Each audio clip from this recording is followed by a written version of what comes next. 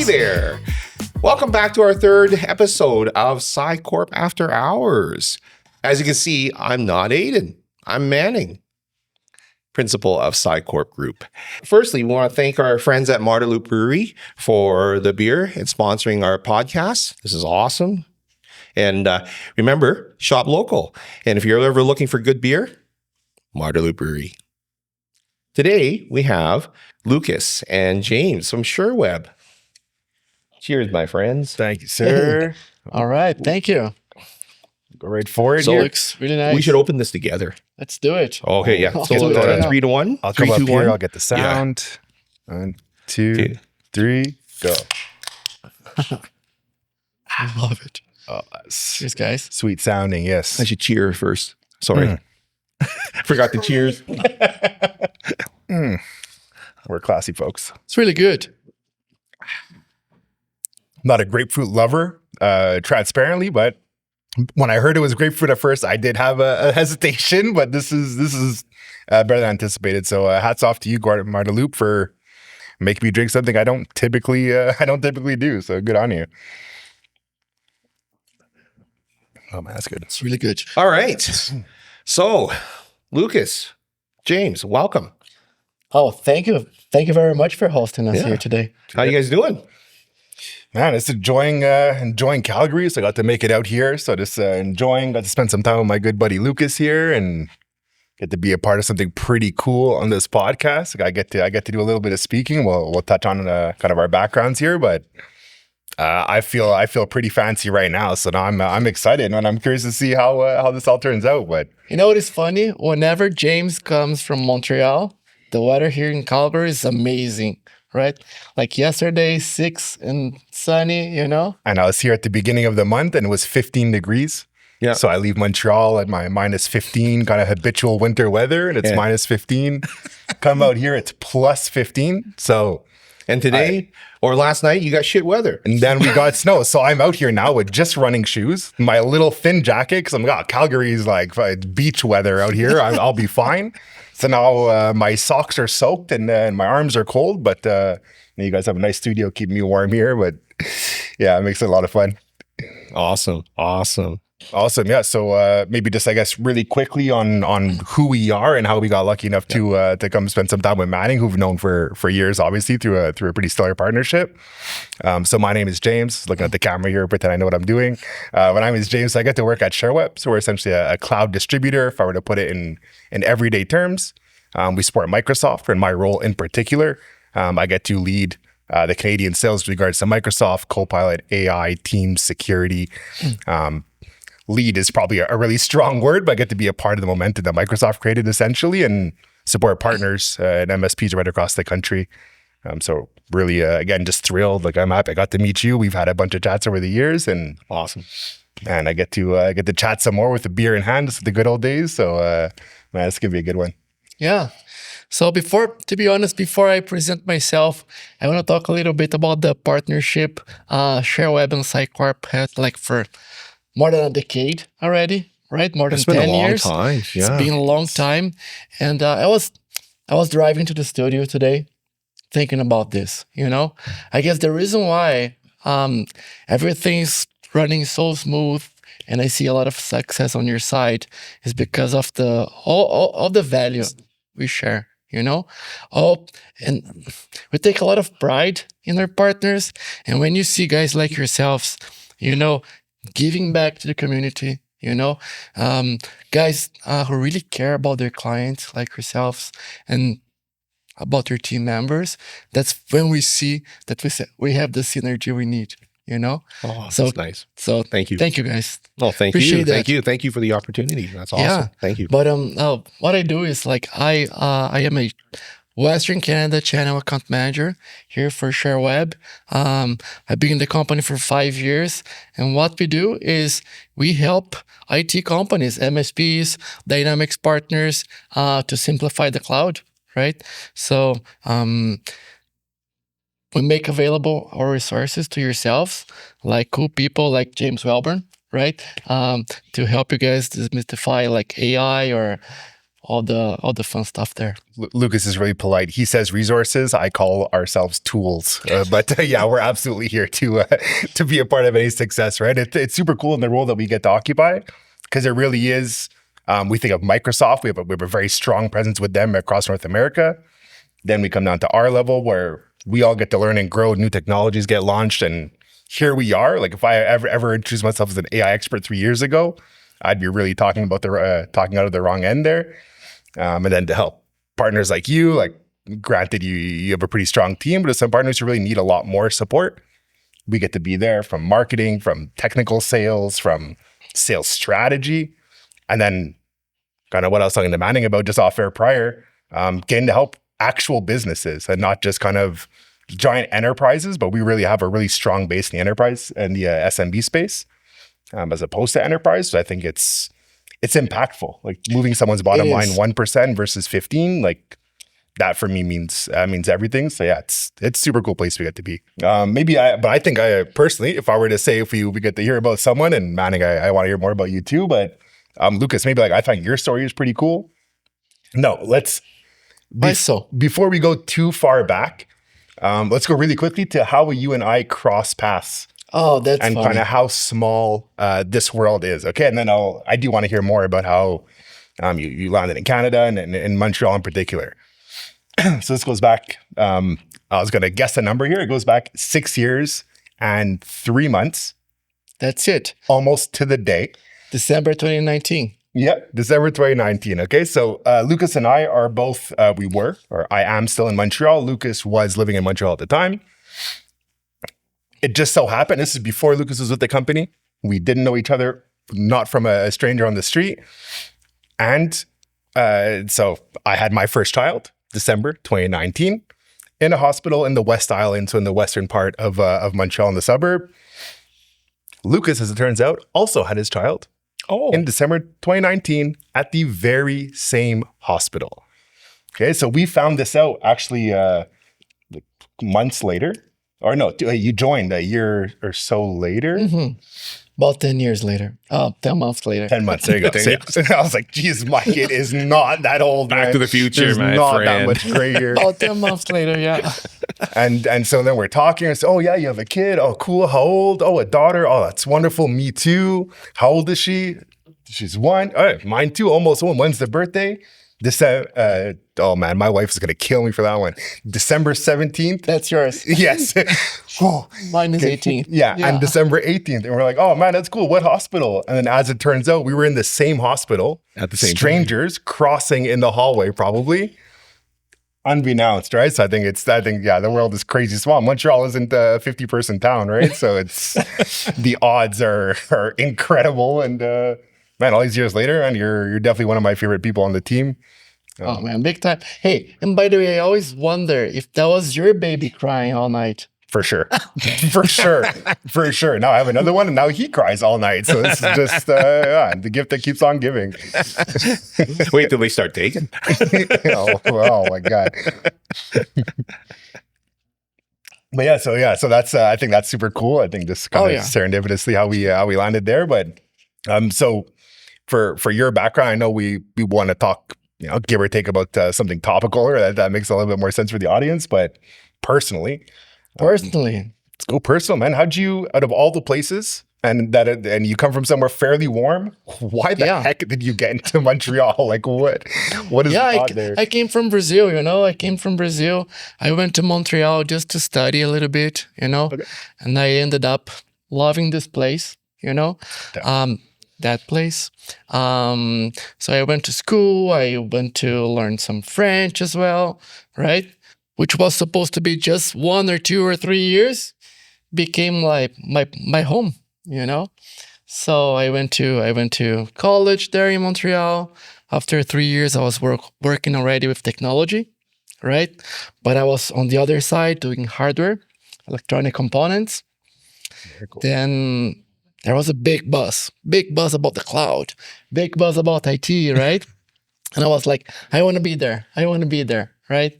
And I was applying, and that was very, very nice that I was able to start with Sherweb 5 years ago. crazy, eh? Yeah. I can't believe it's already 5 years. 5 years, man. So James, when did you start with Sherweb? So I'm coming up on my 7th year Wow. and at the end of next month or early April. So yeah, it'll be 7 years. Wow. But so I am a Montreal native. I was born and raised, and the playground is where I spent most of my days. So what happened is actually I worked in technology also. If I think of telecom was really where it started. Yeah. It was again just kind of lucky how everything the skies kind of parted. So I had a buddy who started working at this very, very small telco. Like we're talking like 6 people total telco infrastructure. It was a drop in the bucket, and he was just doing cold calling sales, right? And that's not a skill set that I have, unfortunately. But so then he says, "Oh, come in. You're going to help us. You're going to help the tech and do a little bit of support there." I said, "Man, I can plug stuff in with the best of them, like by all means." So I kind of jumped in there. I face planted obviously in my first couple of weeks, but then I picked up a rhythm. I found kind of where my sweet spot was, kind of intermediary between the engineers and the customers. So I got to lead the installations, onboardings there, all things hardware procurement and everything that came with it. So that was super fun. And I really started to fall in love with tech more. I was always kind of a techie. I was a guy fixing the remote at home. And then I ended up building, obviously, a relationship with my distributor. Over 2.5 years of that role. Ended up going to work for the distributor directly. Quickly turned into their tech support as one of the reps left. Became product manager very shortly thereafter. And I got to kind of run the business there. So now I have my tech love. Then I fell in love with the channel of just like, I get to be a part of success, but at such a level. And that's why I've kind of stuck the channel role where we are. Is I can affect one person or I can affect 10 people indirectly by one. And then that scale and the exponent there, I think is beautiful. And then I guess just about 3 years later, there's a position opening up at Sherweb for the voice SME. So that's really my roots, my background there. Did that for about 3 years. And similar to you, where you're like, the cloud is looking cool. I was like, that Microsoft machine is pretty developed. Like maybe that's the direction I want to start going in. And then I just kind of slowly laid my roots and say, hey, this Microsoft Teams thing, telco, I kind of saw the transition or the path for myself there. And I hit that running. I went and got a couple certs and made sure that I had the expertise. So yeah, give me all those calls. I'll take them. It's not my product, but I'm just a nice guy. I took those calls for probably about 6 or 8 months. And they said, hey, you know what? This is starting to work. Why don't you jump into the Microsoft chair? And now it's, I guess, 4 years I've been there and more, kind of less hair and thinner than ever and grays coming out. I just have to hide. But no, I wouldn't really have it any other way.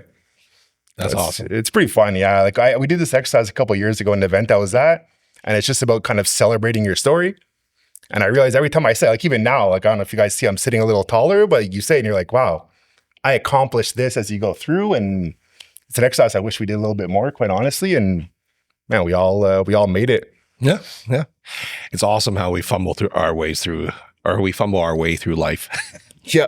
Just end up somewhere and just, you never really know. And just, a good handshake in a hallway one day could lead to, like, that's what got me into the ITSP at first. And then a similar handshake into the DISTI. And here we are. So who knows what's next? Maybe go grab a gig at Marta Loop. Where am I? Marta Loop. There you are, Mike. Some Marta Loop. Yeah, no, and maybe Manning, just really quickly, like this is a heck of a setup.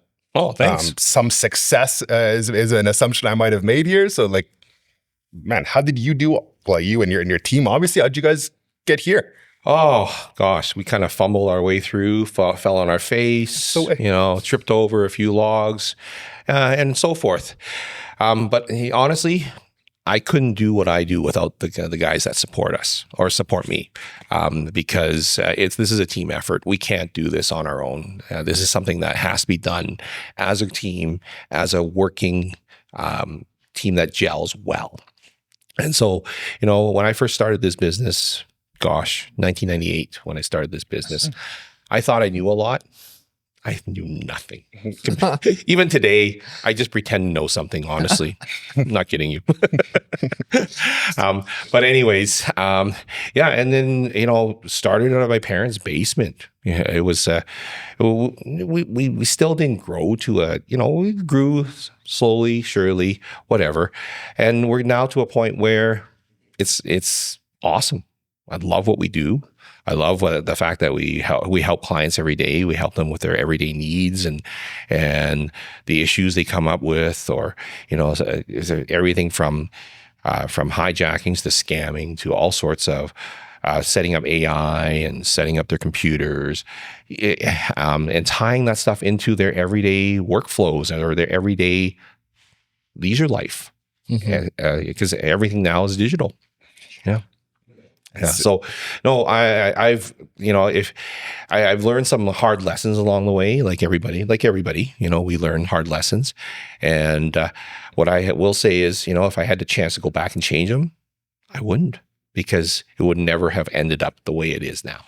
That's right. Yeah. You have to know, like, you have to do those stumbles on the road. Otherwise, so like I kind of say, like I tell my kids sometimes, is if there's something they don't like or it's not going a certain way, or like, okay, winter time, right? I'm in Montreal. Don't live there. It's a crazy place. So we'll hit like these kind of minus 20s, minus 30s. My kids want to go outside. They're 3 and 6 years old now. Man, at minus 30, like we can go we go get some fresh air, but we're not staying and playing outside. Yeah. Like it's just, the wife won't let us. The truth comes out. Right?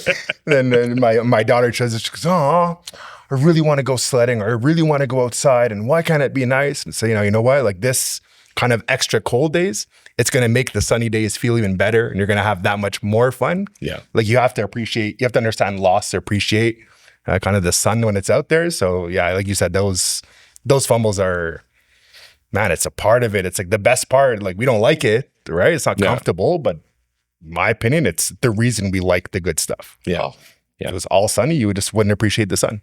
Right? We're humans. We get bored and desensitized so quickly. I'm with you. I come from this warm place, and everybody's complaining about the weather. It's too hot, and everybody lives on an AC, right? So, yeah, it sucks when you have to peel off skin. yeah.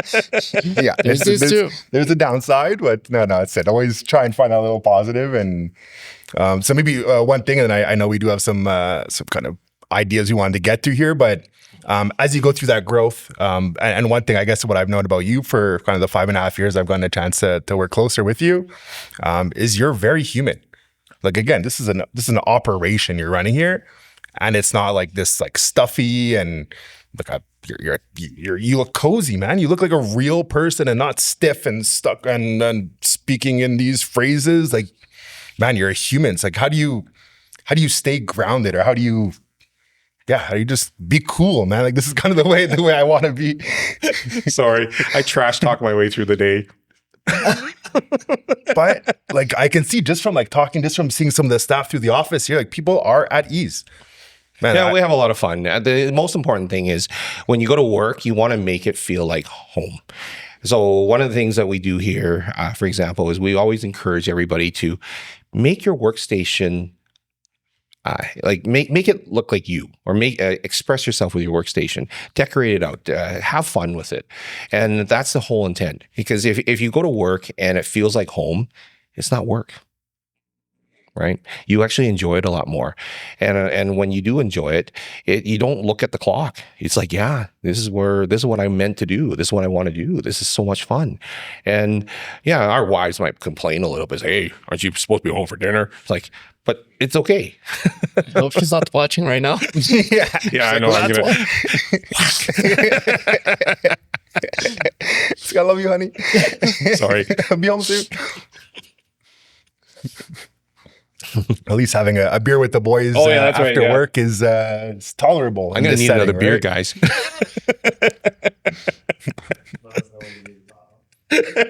Appreciate that. Yeah, so cool. So, one of the things that we should be talking, one of the things we should talk about is AI. It's like in everyday everything now. It's like the going trend. It's like if you're not involved in AI, you're kind of out of style. Yeah. I feel like the way it's developing right now, it's so fast that people is like already discouraged to learn more about this because it's so far already, right? So, but it's, to be honest, just go slow, try to do some easy stuff, try to save some time here and there, try to play with the solution, try to do something fun, right? And get used to use Copilot for simple tasks like email, like meetings recap, stuff like this, right? I guess this AI technology is really like, to simplify, right? It is more like a technology that helps computers to understand and learn and communicate with humans, right? Still doesn't think by itself, right? So it still needs us, which is nice, right? So it didn't get replaced for now. But by using this like large, database there, right? By using the machine learning with everything available, everything which is public, everything that is within your organization, and with everything you ask the machine, right? Everything you feed the machine, right? So it's kind of interesting to be part of the process, right? So I feel like it's very exciting. It's true. Like, I think part of their process is kind of my takeaway there. It is like, it is so new and it is daunting. It's like in my role, and I think all of our roles, if you're in technology whatsoever, like if you don't say AI 3 times a day, like who knows what's going to happen when they take over, but it's just kind of, it's just, oh, they're nice. It's part of what we have to do, right? Like, it's just, oh yeah, it's what we have to do. So yeah, I think just kind of enjoying that journey, that process. Like I get to speak about AI. So I'm in town. I'm in Calgary here to come and hang out here. Honestly, I was going to say an event, but it's an event. Don't get me wrong, but it's just come to hang out. But we had a couple events yesterday that we got to do, and I got to deliver a couple talks. And I'm here and I'm talking to people, and they have use cases that I'm not doing. And I'm supposed to be this like AI guy, like this kind of connoisseur, and I know some stuff. Don't get me wrong, but it's moving so quick. Feeling overwhelmed or feeling behind is kind of like I've come to terms with it.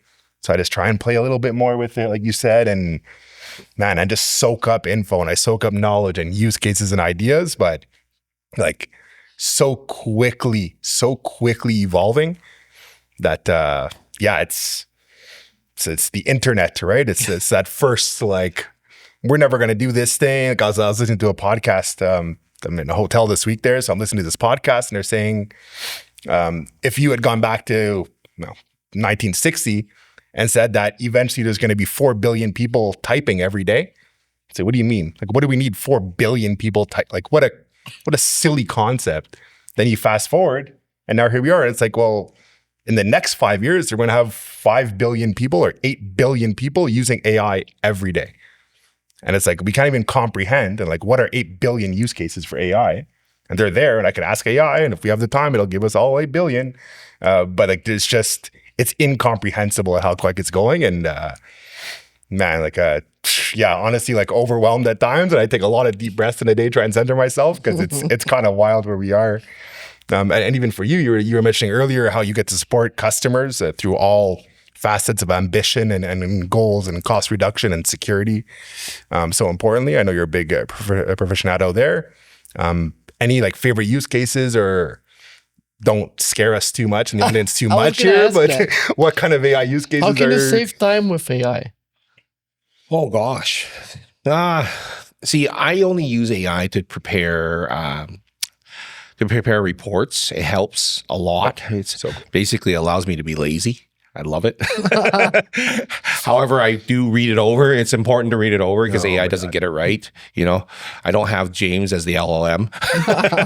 No, you wouldn't. That would not be good for anyone. So, anyways, but yes, I do use AI to a certain degree, and it helps with sorting out messages and whatnot, sorting out the chronological order of how things develop.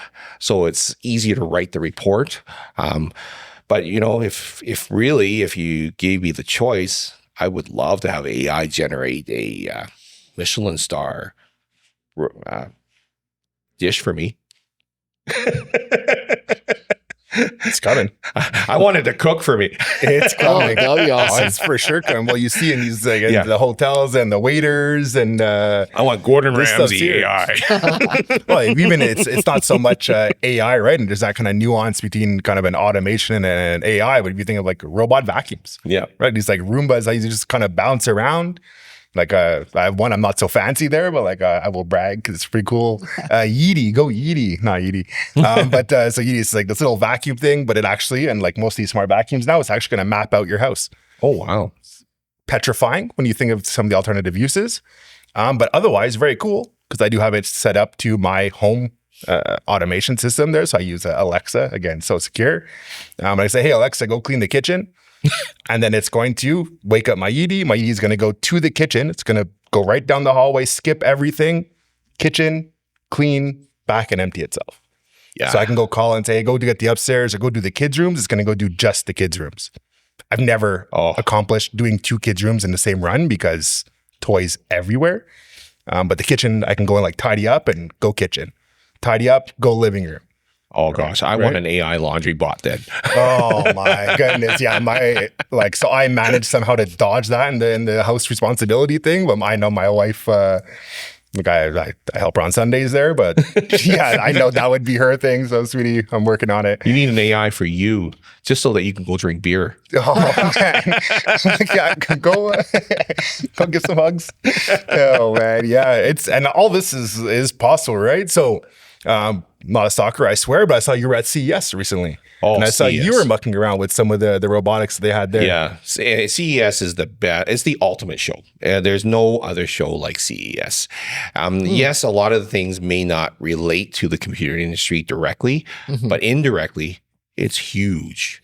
And what we like to do is we like to go down to CES and take a look, cover some of the material, and also we bring some of our staff down just so that they can learn. This is the bigger picture of the entire industry. It's not just a pound keys all day long type of industry. For how long have you been going to CES every year? Oh gosh, we started going to CES, I think in 2001 or 2003. I can't remember Really? exactly. So that's like a part of part of your culture. And there were only about a couple years where we missed CES, COVID being one of them. Actually, I lied, 3 years. There were 3 years that we missed CES. And the 2 years that we missed it, I had complete FOMO.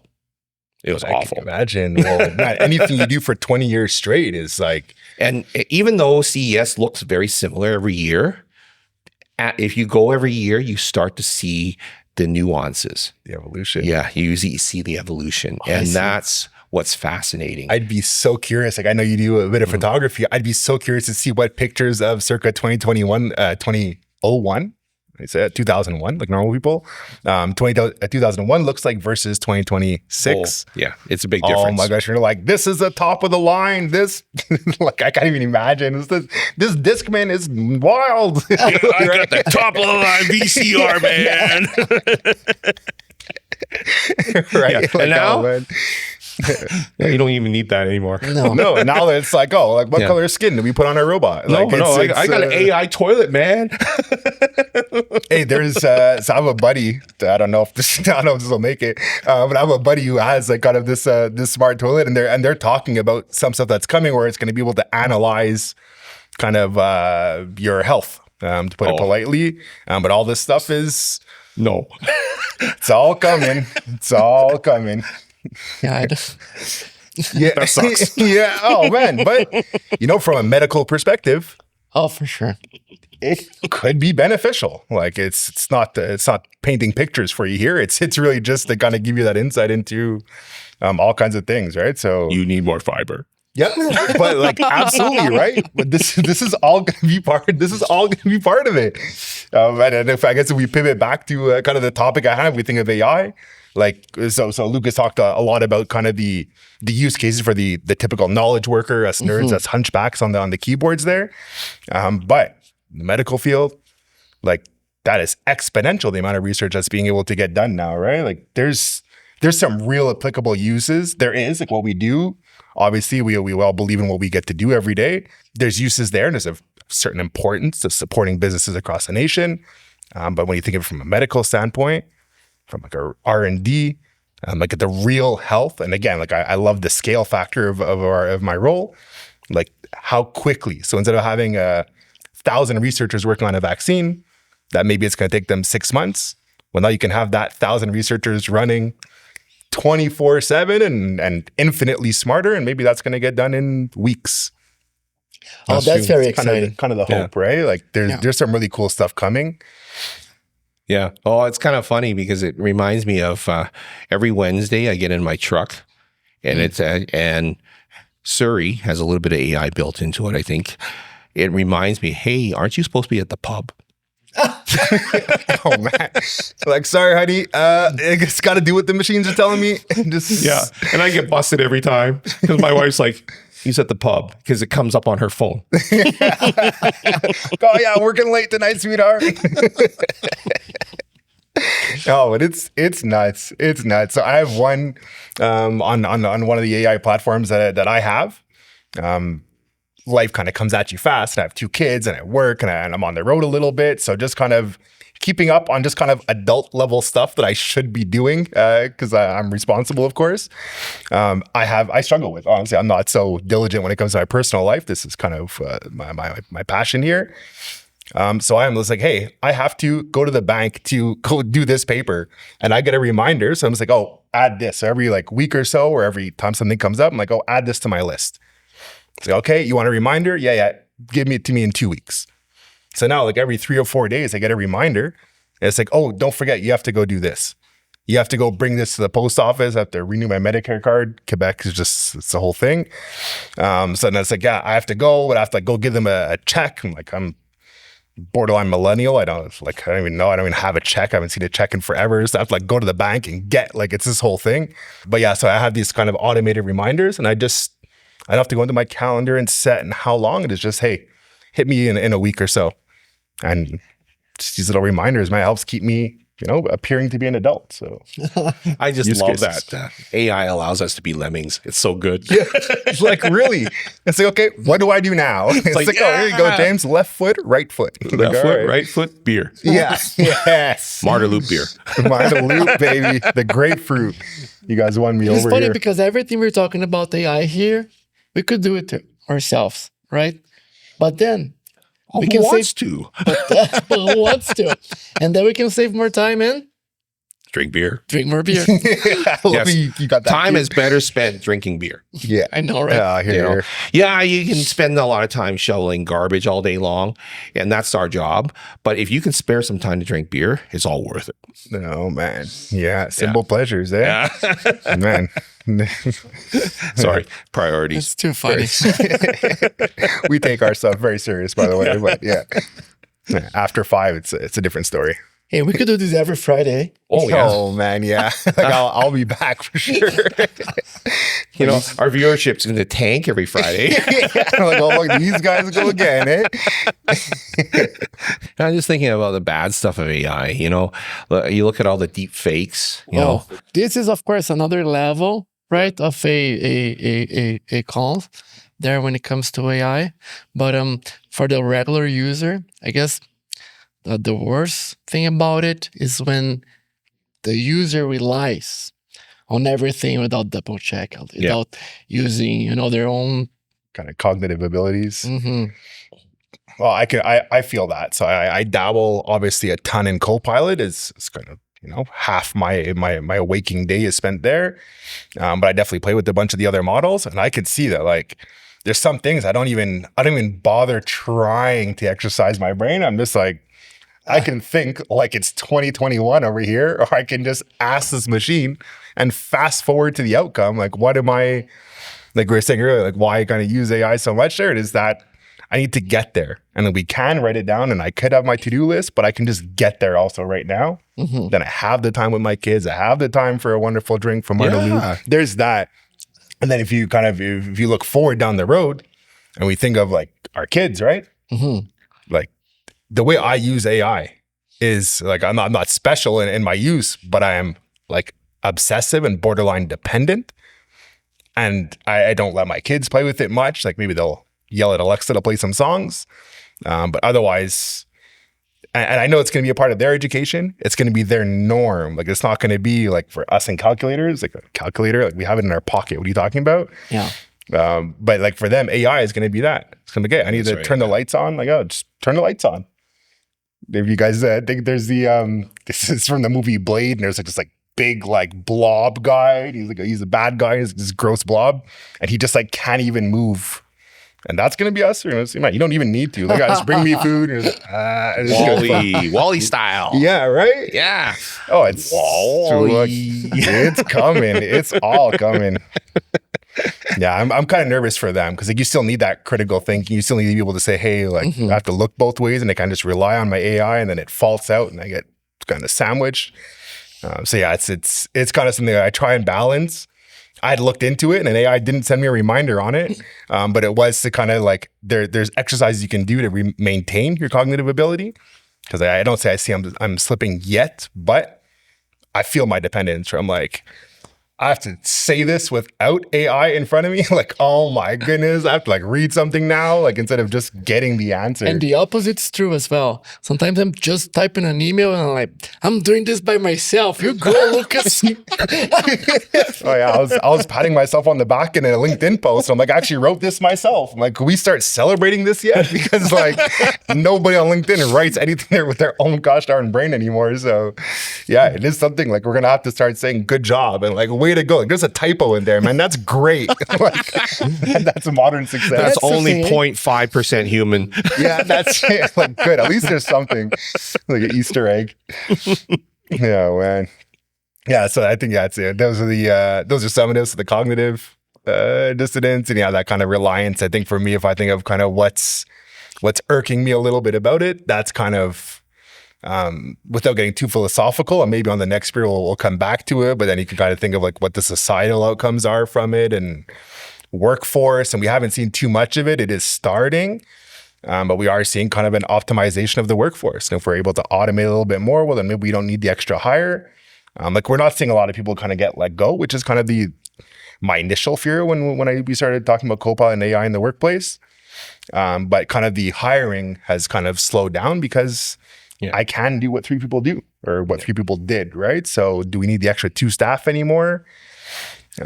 We do, because scale, and we always want to get bigger and better, and our competitors are coming up fast behind us, so we have to. But it's going to be a point where...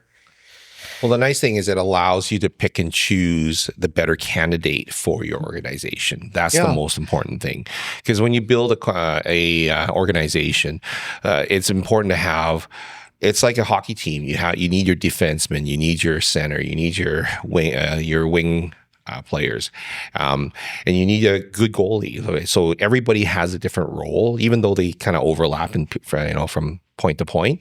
But it allows you to be more specific in how you hire. 100%. So cool. Yeah. Yeah, I needed that because this is some of the stuff when I watch kind of a lot of the doom and gloom stuff on the podcast around AI, and yeah, it's nice. I like that angle a lot. Yeah. Hope. How do I keep my data secure? Or what data? What data? Yeah. Oh man, I think that's ultimately it's what data. Like our data, whether we like it or not, is largely out there. There's some stuff obviously we'll keep a little bit closer if you think SIN numbers and this sort of thing, but I think our data is everywhere.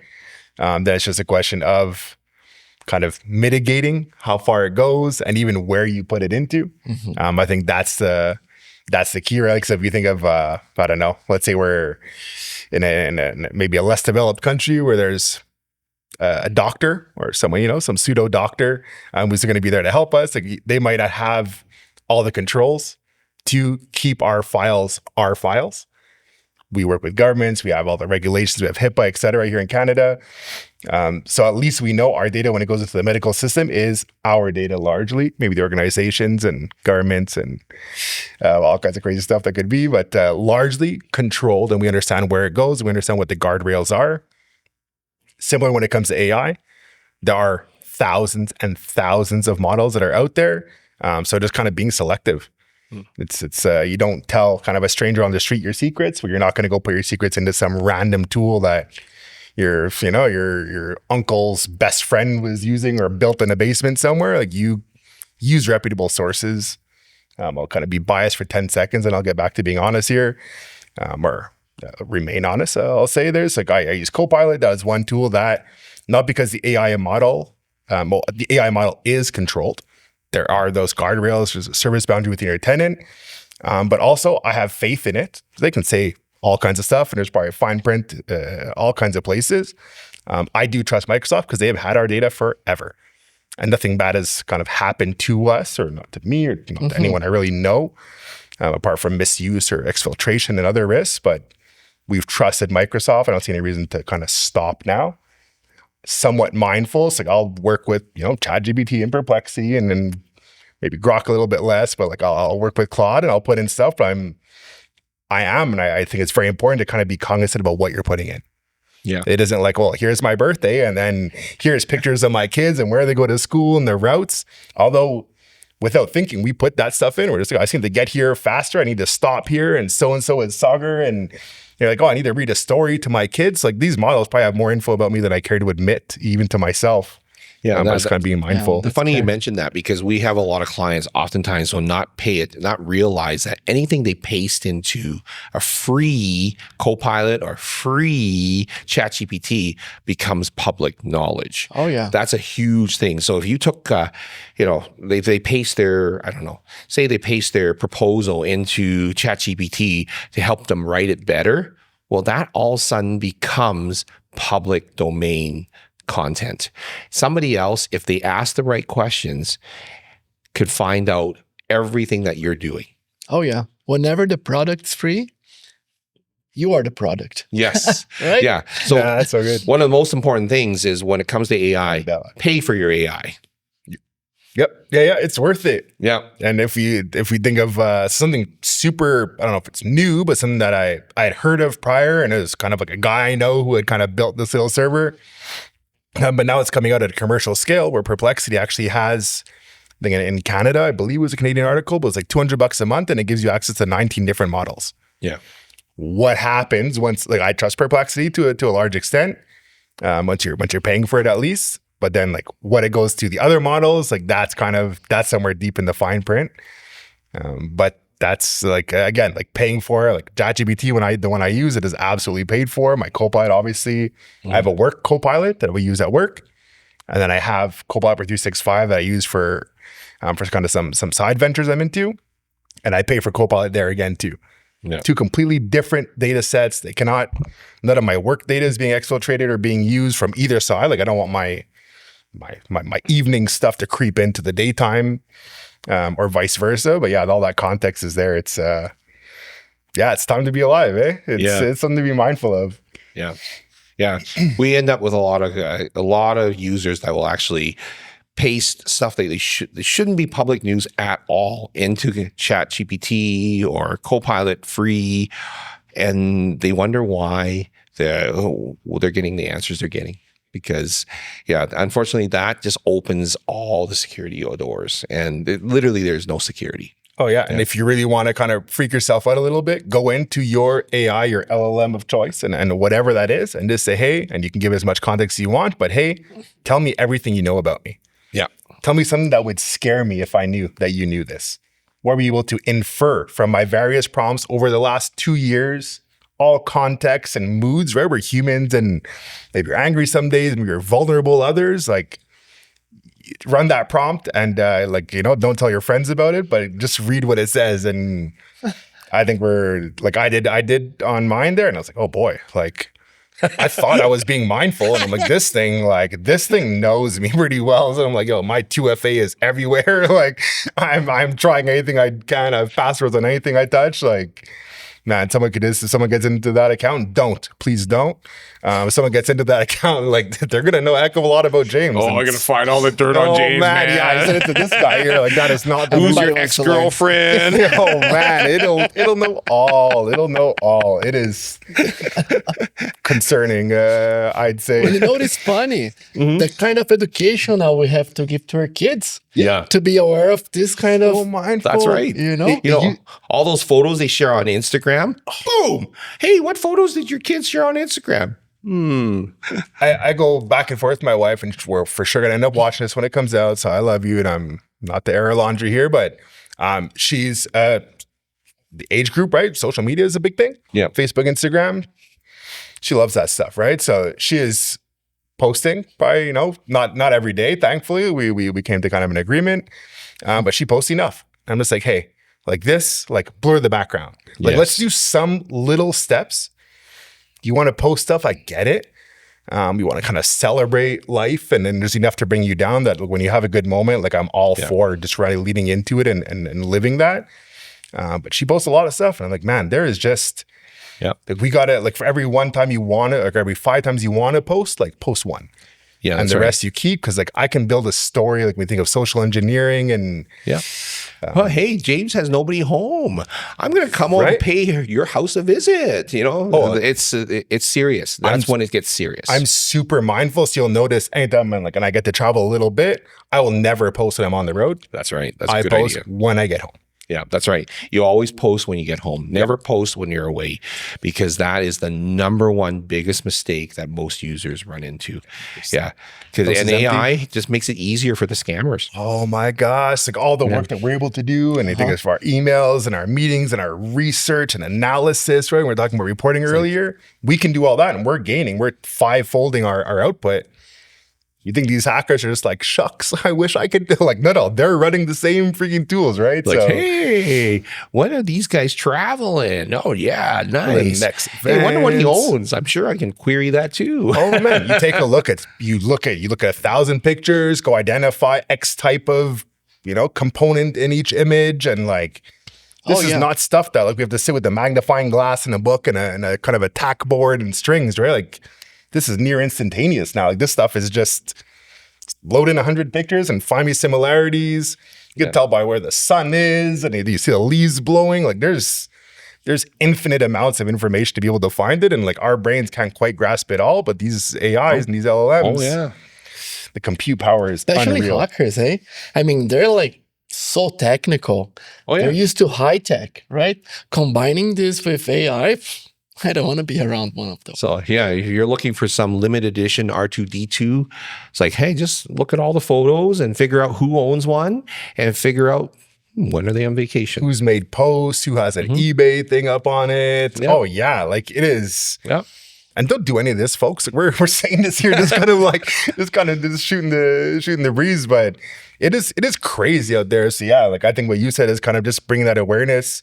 We had to do with our parents, right? Of just kind of like, don't someone's calling and asking for your bank and then whatever, right? Like we had to go through that with them. But I think doing it for our kids is the next thing of just kind of, hey, here's this tool, and I'm trying to start. Like I tell them bedtime stories with AI.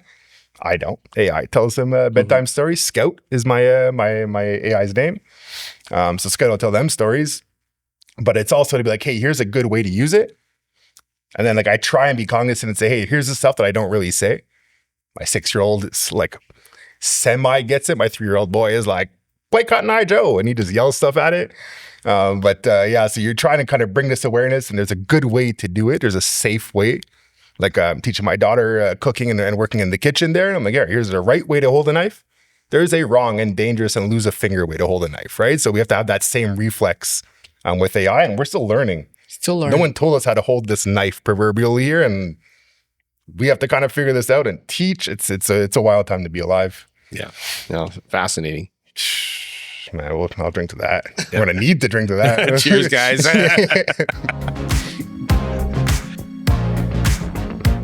Next, we're going to mess with Copilot. Awesome. Let's do it. Yeah, let's ask it some fun stuff. I'm going to pass it off to you, James. You want to do the honors? I will. So let's see here. So I'd be remiss if I didn't say, again, our role, Sherweb, CSP, Microsoft distributor, essentially in North America and in Europe. Actually have a strong presence there. I'm obviously partnered to MSPs and media corps alike. We get to play with and promote and obviously use Copilot quite a bit. So one feature that I won't say is newer, but it is much evolved compared to where it started, I guess, some time ago, is the ability to speak with it, right? So you can have full conversations. You can say kind of, hey, I'm I do this one from time to time here. Say I have a long drive, look through, and I'll use this in a work context here. I'll say look through my emails, my chats, my messages, my tasks to do planner, etc. What am I up to this week? I'm heading out to Calgary. I have a 5-hour flight ahead of me. Give me 5 hours of tasks. What can I do? What's pending? Where can I get ahead in my role? Copilot, just from having worked with it over the time, it knows my role. It has a very good idea of my context and what I do. And I just kind of get ideas. So I can sit there and chat. I'm in the car, driving in Montreal, so I'm stuck in traffic, obviously. And I get to chat with this thing. So Copilot has voice services. Really, really easy. I don't know how well we'll be able to see, maybe over here. But there's a little microphone that we can use. And we can actually just start chatting with it. So I'll kick off a little chat, and I can see on the screen here, it says I'm listening. So Copilot, I'm doing something pretty cool here. I'm in a really fancy studio, and I am doing a little podcast on AI. So really quickly, can you tell me some of your abilities and let the audience hear how powerful you are? Absolutely. I'm flattered to be part of your fancy studio session. So let's see. One cool thing I can do is synthesize information from around the web, sort of like your own digital research assistant. And I can definitely chat casually or dive into a good debate if that's what you like. So throw in any topic and we'll keep this conversation rolling. What's next on your mind? Oh man, well, I'm having some beer. Can you tell me a little bit about Marta Loops, a local brewery here in Calgary? Can you tell me a little bit about them? Absolutely. Let's dive into your local brew scene. Marta Loop Brewing is a neighborhood gem in Calgary. They started out in the owner's basement and turned into a lively brew pub known for its welcoming atmosphere. They've got a pet-friendly patio, a solid lineup of craft beers, and a tasty food menu. Think IPA burgers and cauliflower bites. It's just a fun spot to unwind. So how's the beer tasting over there? So man, you know what? We're actually having some grapefruit flavored beer that I kind of got goaded into, and I don't regret it. Like my first instinct was like, what the heck did you do here, James? But it is not bad. Well, cheers to being pleasantly surprised. Grapefruit flavored beer definitely can sound a bit out there at first, but it's cool when you end up liking the twist. So now you're in the Grapefruit Club. Anything else you want to toss my way? That's awesome. Like you have a sense of humor, right? You have any more jokes for us? Oh, absolutely. I can definitely keep the humor rolling. So here's one for the studio. Why did the AI become friends with the microphone? Because it wanted to always stay on the same wavelength. So, hey, if you need more jokes or you want to shift gears, just let me know. Oh, let's do one joke. That was okay. You have something maybe a little bit more dry. All right, let me dial up the dry humor a notch here. How about this one? Why did the computer go to art school? To improve its sense of bite, paint in even more shades of gray. All right, there you go. Dry as requested. Yeah, that's good. That's good. All right, so let's do something here. So really, really quickly here. So I'm a big fan of Copilot. So this is actually, you're not actually my Copilot. You're my friend for today, and it's been a pleasure, or it will be a pleasure as well. I get to work with Microsoft Copilot in the context of work. So really Copilot for 365 or Copilot for business. If I were to look at the consumer chat GPT, not something I'm particularly overly trusting of, I guess, especially in the work context. Can you give me a couple ideas or reasons as to why I might be right in my hesitance there? Yeah, absolutely. And hey, I'm always happy to be your friend for today. It's a pleasure on this side too. So let's dive into that. When it comes to something like the consumer chat GPT, your cautious approach is definitely understandable. In a work context, you want to be extra sure that the tool you're using is built with your organization's privacy, security, and compliance in mind. With Copilot for business or for 365, it's tailored specifically for the enterprise world, which means it's got more guardrails around data handling and those professional standards. So your hesitancy makes sense. It's really about making sure you're using the right tool in the right environment. Any other thoughts on that? Just kind of, that was better than anything I've said in the last couple of years about it. So no, good on you. That was great. All right, so let's do something I guess a little bit closer to home for me. So my name is James Welburn. I work at a company called Sherweb. That's SHERWEB. Can you tell me a little bit about myself from what you see online? Well, James, it sounds like you've got quite the professional hat collection over at Sherweb. From when I found out, you're a business development manager at Sherweb, really focusing on modern work and Microsoft 365 collaboration. You've been recognized in the industry for your channel success. Apparently, CRN even listed you as one of those 100 people you don't know but should in 2023, which is a pretty neat nod. So, hey, it's clear you're out there helping businesses get more out of their productivity tools, and that makes you the real MVP of the workspace. All right, what else? Ooh. Oh, I know. I want to clap for myself here. That was great. Man, that's an Oscar moment, man. Yeah, that was really cool. But we were doing a demo of Copilot. This goes back 3 years. So this is really when it first launched. One of the first events we were helping MSPs kind of just get ready for this new era. And we were at a hotel as it were, and we had 120 people or so in the room. And we're saying like, hey, how can you use AI in the context of work? And kind of the first step is you have to be customer zero. You have to be able to use it yourself. If you want to talk to someone about how to swim, well, you have to know how to swim. It's kind of the logic. So we said, hey, I'm in this hotel. This is long before voice. So I had to type this all out with typos and all. And I say, hey, I'm in this hotel. I want to sell MSP services to this hotel. It's a fancy hotel downtown Montreal. And it gave us collectively, the room of 100 or so there, all these kind of this verbiage. And it was kind of saying, hey, like 24/7 support, we can equate to a concierge service in the hotel industry, right? So it's little kind of mental quirks that you could use to endear yourself to your customer. Not just kind of like, hey, here's my solutions, here's how we can help, but I speak your language. I understand your business, right? It's like this is for a sales rep, and I do this habitually. I'm like, hey, here's what I'm going to go do. I have a presentation, I have a training, what have you. Here's my audience. Help me stay on brand or on message, or help me align to their real needs. Oh, see, it stopped listening. That was too long-winded. But you can use these tools to go and do all of that, right? So that's pretty magical there.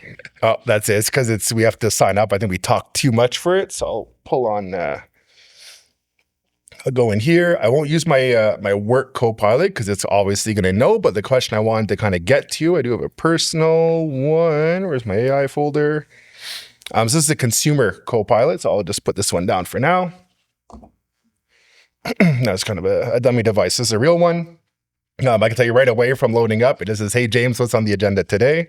Gosh, I hope this goes well. All right. So where it doesn't divulge too much. What I wanted to do was a kind of a little quiz maybe on Sherweb. Think selfishly here.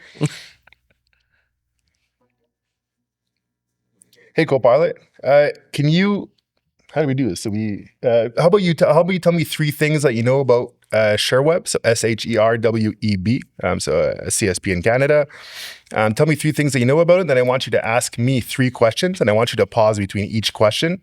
I'm going to give you the answer. Don't correct me right away until you have all 3 answers, and then you're going to tell me if I got question 1, 2, and or 3 right as we go. So kick us off. Absolutely. Let's jump in. So first off, here's a quick rundown on Sherweb. They help businesses navigate the Microsoft Cloud Solution Provider CSP program, basically guiding you through all the licensing partner programs and keeping you in the loop with the latest changes. They're pretty hands-on. They have over 8,000 managed service providers they work with, and they really try to make all those complicated Microsoft updates feel a bit more human and manageable.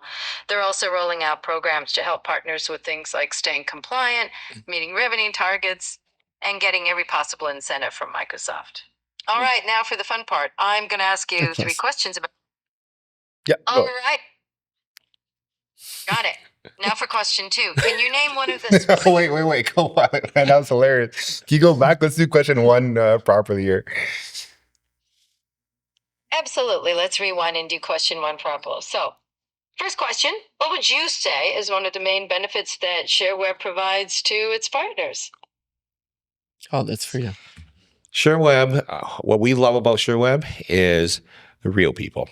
They work with us.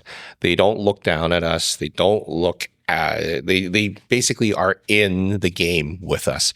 They collaborate, and we really appreciate everything that they offer. And honestly, we couldn't do what we do without you guys. Oh, appreciate that. Gosh, I'm just going to get emotional there today. You need a Kleenex? Oh, man, that was beautiful. Okay. Oh, man, that was good. Oh, man, you can't script that. All right, Copilot, let's go for question 2 here before I break down. Absolutely. Let's keep it rolling. All right, question 2 coming right up. How exactly does Sherweb help you keep up with all those Microsoft updates? Oh man. So basically they throw tools and resources at those updates to on top of them. And those tools are named Lucas and James here today. But we essentially have a pretty pronounced team. So I think we're about 20 on the pre-sale side, and never mind the hundreds of support techs and product teams and marketing teams who are largely outstanding. They really give us the time to invest, to learn. We get to attend a lot of trainings. We get to be a part of a lot of industry events. And then it's a question of like just being human, like Manning said, and just kind of showing up and like, hey, I heard this cool thing once. I just saw this. Oh, this is a new change. Anyone knows Microsoft, there's a change every week or so. So it's just kind of staying abreast there. And then just, again, it's helping everyone in the channel downstream here just stay as informed as we can. Yeah. And I want to add to that. It's embracing cool ideas, being able to think outside the box. That's right. Like this podcast here, right? Yeah. And as well, I have to give a shout out to Justice. Justice is awesome, by the way. Yeah, big time. He's awesome. We love Justice. Yeah, we love Justice. Justice.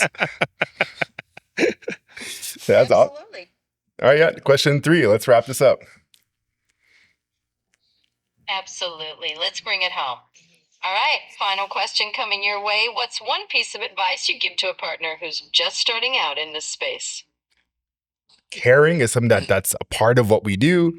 We're not a conglomerate. We're kind of a small family owned. And again, kind of just staying human is part of it.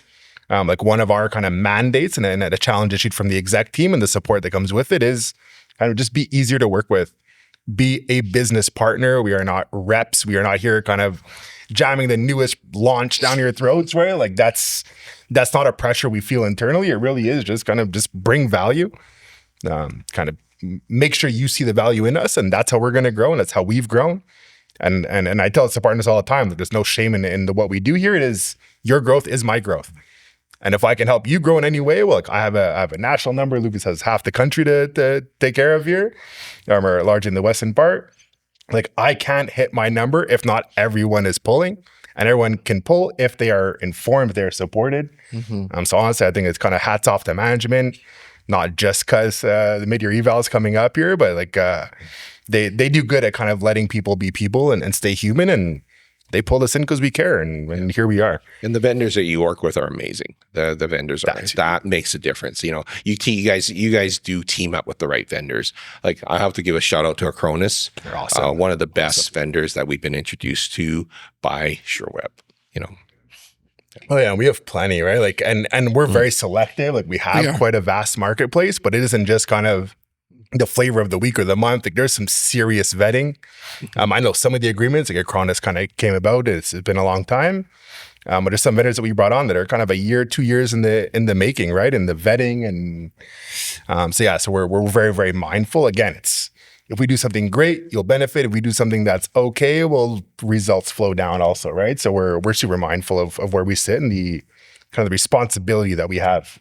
Of course, the product and everything is very important. Needs to work, needs to have a better price, but it really comes down to relationships, right? People buy from people. And right? Service. Whoever. Yeah. And you guys service. are all about service. I will definitely say that. We can always get a hold of Justice. It's fantastic, And then when I do need to get a hold of you, it's like, hey, Lucas, I need to chat with you real quick. I need some help here.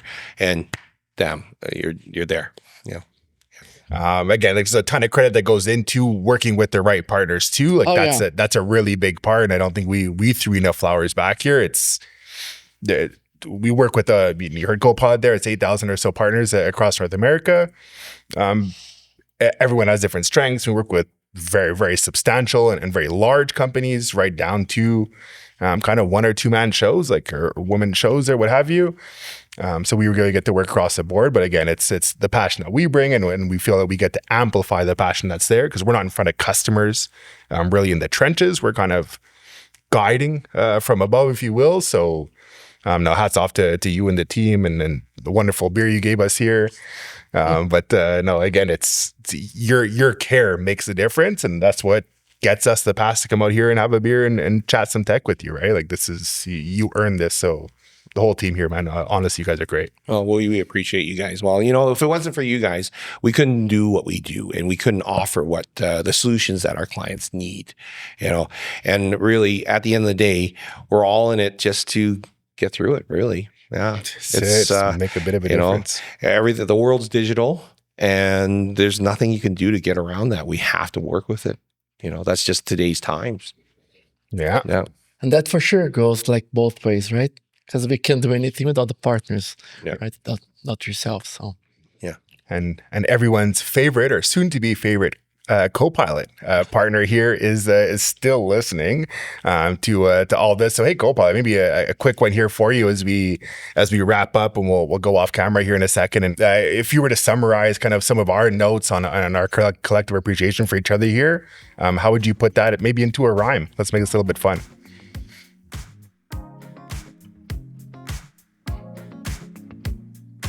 Oh, you bet. I can do that. All right, here's a little rhyme for you. In this digital dance, we all play our part. Partners and teamwork, that's really the art. With a co-pilot here and a great team on board, together we're stronger in one through the court. So there you go, and I'll raise a glass to that. Anything else on your mind? Cheers, man. No, that was just, you just stay excellent. Thank you so much, Copilot.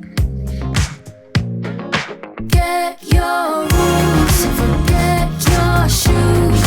I've done everything you asked, but I wasted time. Forget your truth, you're just cool. I swear anything's better than you. Catch you on the flip side, catch you on the flip side. So goodbye. And good luck to all.